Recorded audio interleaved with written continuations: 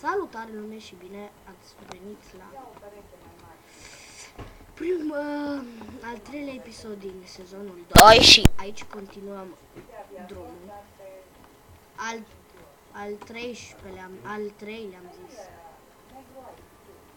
Ba nu. Odea.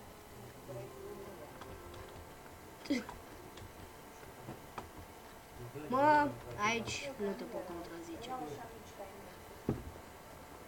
Nu mai ți-o da atâta.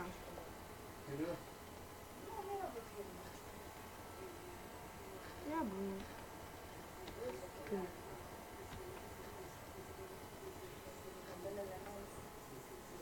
Imediat ajung în sat.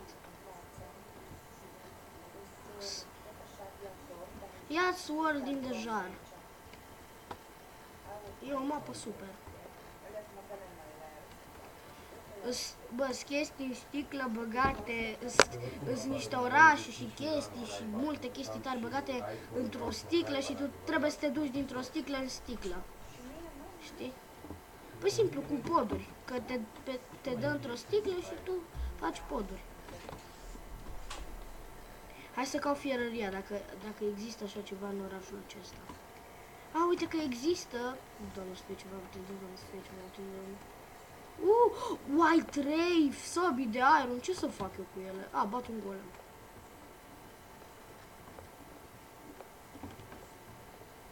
Uite, în sătulețul ăsta îmi fac eu o căsuță.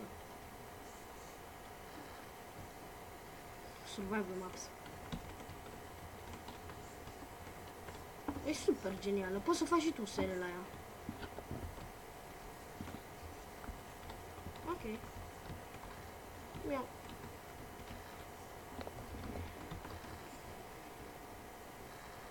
Revin imediat.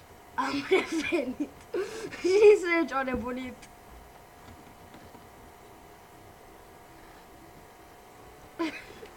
Sergio a nebunit de tot. Zici cuvinte la întâmplare, săracul de el. Trebuie să-i facem un transplant. Bine, ți-o fac. Îți fac și pe ăla dacă vrei. Ți-l fac cu mare plăcere, ți-l dau pe al meu. Că e mai frumos. Taci odată, nu te mai căca atâta pe tine, că-ți dau eu un căcat.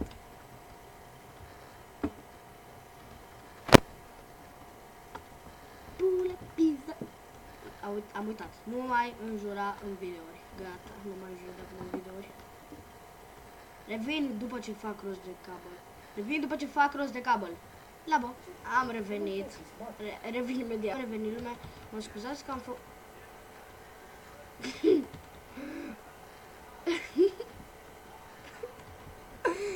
Am revenit. Aici am făcut chestia asta off camera acum. Exact. Nu-i bani. This is parta...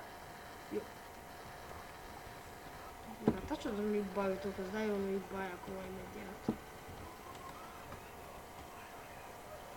Da. Unde vrei tu?